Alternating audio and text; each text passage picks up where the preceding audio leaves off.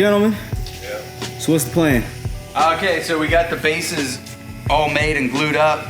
So really the next thing we need to do is we got these grooves for epoxy. Some of them we made some grooves just to add some green epoxy, but then there's some natural grooves. So kind of discussing that right now. That's about have to get these all finished up because our plan is those are gonna be the skirt boards. They're gonna be the frame rails that tie into these pieces here. So, but we're gonna notch it in here. So we really need to get this completely finished with epoxy, final plane and all that stuff. So like what I'm trying to figure out now, I didn't even really think of that till right now because this, you put it in there and you pretty much try to match the dovetail to it. I would do this end first and then, because that would set my depth that I need to show it here. It's only a 1-inch dovetail, so you got, and we're gonna notch it in there also.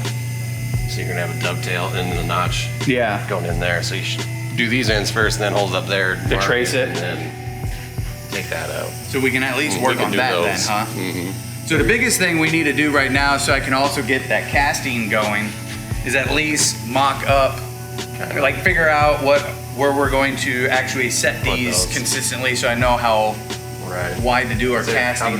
So any of these oak slabs that we have laying around, I mean this doesn't even have knots in it, so this is actually like some really good wood to build those with because it won't crack or anything. That's a really good piece to make some out of. So that's 5 inches. What these would be like 3? Like how tall these are? Yeah. Yeah, 3 or 4. You just don't want them to be lower than the skirt. Yeah. I mean, I was kind of planning on them being 4 inches by. These are like. How big they are. Inch and a half. Well, once we get them all cut up and stuff, we'll run through the planer. So. They're almost 2 inches. Yeah. So if we like make them 1.75 but we'll make them all the same. That way your notches and everything are dead on, so you don't have to make each. But we got these slabs. I think there's a couple oaks over here. So are you out of green paint? No, I'll have enough to do this, but yeah, I definitely have enough to finish this table, but I'm gonna need another can to finish up that one. So when are we supposed to be having this done? And I'm supposed to be delivering first week of October. So I'm supposed to wrap this up next week. Oh, yeah. Which the rest of the table I could easily get done next week, but the biggest thing is I have to get started on that. Today. Yeah, really today, and then like work on it through the weekend. Yeah. And part of the reason I haven't started on it yet, because it'll make more sense, because you haven't been here, but you'll understand it more as time goes on. But those are going to be the bases, so they're going to be like solid. That's what the guys were. That's what the guys were telling me yesterday. Yeah. And then like those boards are going to go around the side. Right. But those boards are going to be recessed in from the edge of the slab. And the way I have to make this casting fit in there, I got to like know exactly how wide the skirts are, so I can make this. Fit exactly. Yeah, fit, because it's gonna drop in there. That's the part of the 2 things. The skirts actually works out really good to help build a frame to hold the table. But another reason we're building the skirt is, well, this would make sense. So what we're doing is casting all of this stuff into different field. Like I got some dry corn. I'm gonna make it look like it's combined, and I'll have another field here, like showing a different part of the season with like green corn spraying, and here's a planter. But like this tractor or this combine is like over 3 inches tall, and this table slab is only what, 2 1/4?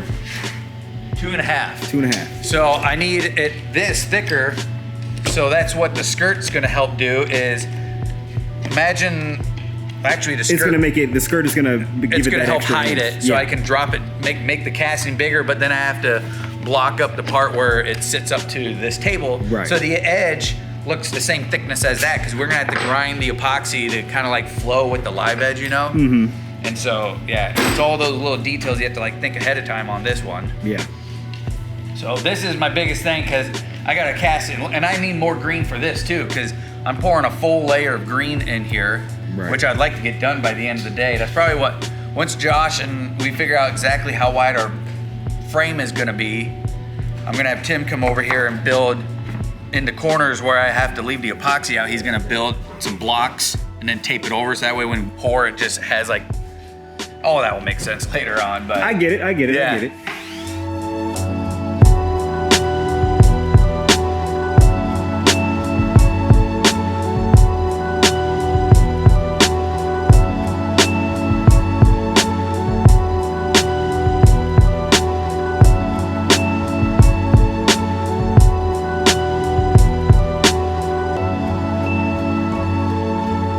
Okay, All right, so to join, we have a 20, well, almost 20 foot long base. yeah. Well, it's 19 something anyways. But to connect these boards together in the center, we're gonna use a scarf joint.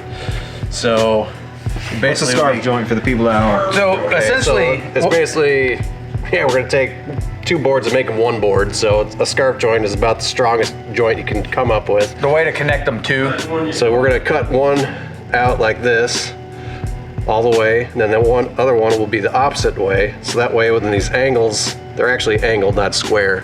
So they can't separate and they can't come up. And then once it's all put together, we'll put a key in the center that Like a will wood lock them block? together. Yeah. So and even this, like, we used a different species of wood or something too. It'd look good. Like walnut, maybe something darker, you know, Yeah. or lighter, whichever. We could get by with doing something much simpler, but for this project, since it's a pretty high-end job, we want to kind of go above and beyond with, and this is going to be a visible joint too, which is going to look really cool, because imagine this across the bottom of the table sits on this, and you're going to see, you know, from the profile side, this nice cut, and it's just going to look sweet when it's done. Going to really add like that hand-built character to this table. So yeah, I mean, between all the joints, it's Yeah, base. Well, that's what I was trying to tell them when, you know, to build the base. They're like, "Oh man," and I'm like, "But this base is like honestly almost more work than the table itself." It probably you know? is more work than the table. It really is more like hand cutting work. So we got to figure out where to mount this at. This is kind of cool looking. You can see like where we made the the fake epoxy crack. Well, that one was a real crack, but Tim made it wider, and then this one was, well, this was a crack all the way through, but just made it bigger. But yeah, they turned out really good. Yeah, these are gonna look sweet. So, what is it you're trying to figure out? So between the bolt, this is the narrowest side, so it'd be the top side of the table legs. I only have 58.5 inches, but I need to be able to have room for, you know, the actual dovetail and everything. And that side's got a crack in it, right there. It's kind of we don't want that to split anywhere. There, so I kind of feel like 50, I go right about there, 55 to the outsides. Yeah, that's gonna work good. Because I got 55 out. Yeah, that'll be. I mean, yeah. No, that's gonna work good. So now that we got that figured out, you just have to draw your layouts and do lots of router work, right, huh? yeah, make a little template, something to follow, and then get it routed out, fit it. Yeah, so then once he gets this all built and we get the frame rails set in place, we're gonna like dry fit it out there. And that's a big part, because on this epoxy pour, which has turned out even less space than we originally anticipated. A lot less. I only got 50 inches inside the width of the frame rail that Josh is building. We only have 50 inches because it's 55 to the outside, and each skirt is 2.5 inches thick. So we got essentially 50 inches where I can put the tractors, and then I'm gonna have kind of a deck space. Figure out something to do. It'll make more sense shortly, because I gotta block this up. So We'll get that put together first. yeah, all right, sounds good. Look great.